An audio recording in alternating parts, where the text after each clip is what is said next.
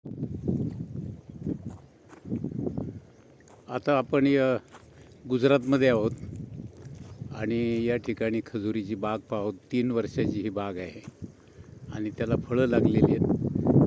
त्या फळांच्या घोसांना plastic cover लावलेलं आहे आणि याचे भाई जे आहेत त्याचे मालक महेश भाई, आपण त्यांच्याशी जरा थोडंसं बोलूया. महेश भाई, ये कितनी बरस की बाग है? पहले तो आप सबको मेरे सानिध्य फार्म में सबका स्वागत है।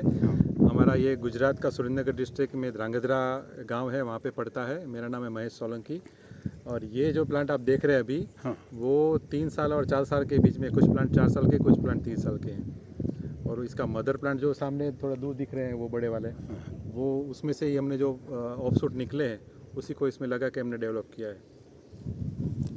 तो अभी जो महाराष्ट्र में भी कुछ लोग अभी ऐसी खेती करना चाहते हैं, उनके लिए आप क्या सलाह देंगे? मैं चाहूँगा डेफिनेटली आपको, ये महाराष्ट्र में बहुत कम लोगों ने किया है तो आपको करना चाहिए। गुजरात में अगर होता तो मैं इतना आपको वो नहीं करता, लेकिन महाराष्ट्र में आपको करना चाहिए क्योंकि बहुत की, लेकिन आपको इसमें देखना पड़ेगा कि आपकी मिट्टी कैसी है। मिट्टी बहुत इंपॉर्टेंट है। अगर आपकी ब्लैक सॉइल बहुत है, चिकनी मिट्टी, तो उसमें हम नहीं बोलेंगे कि आप करो। तो बालू वाली रेती होगी, माटी होगी, थोड़ी वो मेड टाइप की होगी, तो उसमें ही अच्छा होता है। उसमें आप प्रैक्टिस कौन सी करते हो ये भी इम्पोर्टेंट है, करना चाहिए। इसमें कुछ गलत नहीं है क्योंकि ये इतना 30 बाई 30 के डिस्टेंस में लगता है, तो इसका बीच में भी आप और भी खेती कर सकते हो। बीच में आप कुछ छोटी खेती भी कर सकते हो, मतलब कि गेहूँ डाल दिया वो भी डाल सकते हो, आपने कुछ वेजिटेबल्स डाला है वो भी डाल सकते हो, और अगर आपने बीच में से कुछ और भी हॉर्टिकल्चर के प्लांट्स लगाना है तो वो भी कर सकते हो। तो आप तो ये प्राकृतिक खेती करते हैं? हाँ, हमारा पूरा 100% प्राकृतिक है। प्राकृतिक यानी कैसे करते हैं?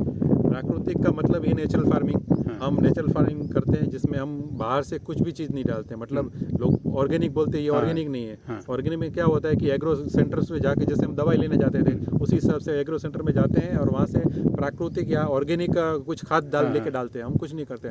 हमने इसके लिए, हमारे पास 20-25 गाय हैं, वो गाय का गोबर और गौमूत्र है, उसी को उसमें से जीवामृत बनाते हैं, घनजीवामृत बनाते हैं, उसी को लगा के इसमें हम डालते हैं और कुछ नहीं डालते हम। तो जो प्राकृतिक खेती है और वो जो रासायनिक खेती है, उसमें क्या फ़र्क क्या होता है? फ़र्क पहले तो आपको हमारे खुद के सेल्फ का फ़र्क पड़ता है। हमको लगता है कि हम, हमारे जो ज़मीन है, धरती माता, उसमें हम कुछ जहर नहीं डालते हैं। दूसरा, ये जो फ्रूट कैट है, मतलब लोग खाने वाले, तो जो लोग खाएंगे उसके पेट में भी जहर नहीं जाएगा। ये दूसरा हमारा फ़ायदा है। तीसरा, इसका टेस्ट ज़बरदस्त रहेगा और ख़र्चा आपका बहुत कम हो जाएगा।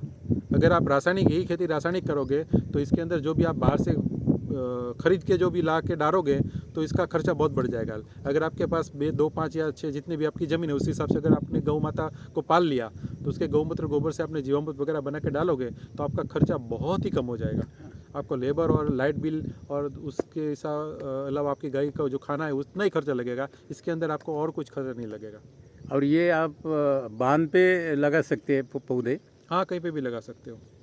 हाँ, तो एक पौधा कितना उत्पन्न देता है? हाँ, वो सवाल बहुत अच्छा है आपका। ऐसे ये प्लांट ऐसा है कि आपने लगाने के बाद 4 साल के बाद उसका प्रोडक्शन स्टार्ट होता है। हार्वेस्टिंग 4 साल के बाद होता है। फिर हर साल इसका प्रोडक्शन बढ़ता जाता है। स्टार्ट पहले साल आपको देगा 20 या 25 साल, 20 से 25 किलो एक पेड़ में। दूसरे साल आपको ये 80 किलो तक दे सकता है। तीसरे साल आपको ये 90 से 100 किलो दे सकता है और 7 साल के बाद ये पूरा मैच्योर हो जाएगा। अगर मैच्योर होने के बाद वो 100 से ऊपर देगा, 100, 150।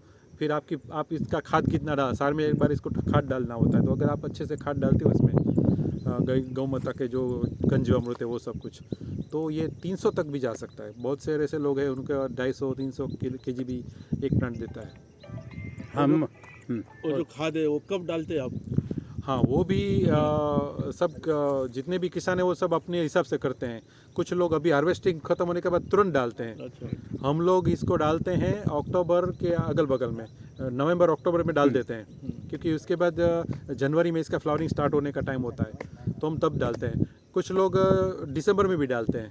तो ये सब अपने, लेकिन साल में एक बार डालना होता है, कभी भी डालो, क्योंकि वो जब भी डालो पूरे साल इसको उसमें से उसका न्यूट्रिशन वो मिलता रहता है। इसका कुछ लिटरेचर मिल सकता है? हाँ, लिटरेचर इसका ऑनलाइन भी अवेलेबल है। हमारा यहाँ पे खारेक संशोधन केंद्र है, वहाँ से भी आपको बुकलेट वगैरह मिल जाएगा। आप कच्छ में जा रहे हो तो हाँ, आनंद में भी है और कच्छ में भी है। हाँ। कच्छ में मुंद्रा में इसका स्पेशली खारेक का ही मतलब डेट पाम का ही पूरा रिसर्च सेंटर है। हाँ, अच्छा। वहाँ से आप बहुत सारी जानकारी भी ले सकते हैं और वहाँ से लिटरेचर भी मिल सकता है, ऑनलाइन भी अवेलेबल है। हम सब संगमनेर महाराष्ट्र से आए हैं जी, और आपने बहुत अच्छी तरह से हमको सब जानकारी दी। आपका बहुत बहुत धन्यवाद। आशा करता हूँ कि आपको अच्छा लगा होगा। मैं जितना हो सका उतना आपका शॉर्ट टाइम में आपको मैं माहिती आपको time दिया दिया है। आपने। फिर भी कभी भी हमारा जरूरत पड़े तो आप हमको कांटेक्ट कर सकते हो। जरूर जरूर, Thank you. थैंक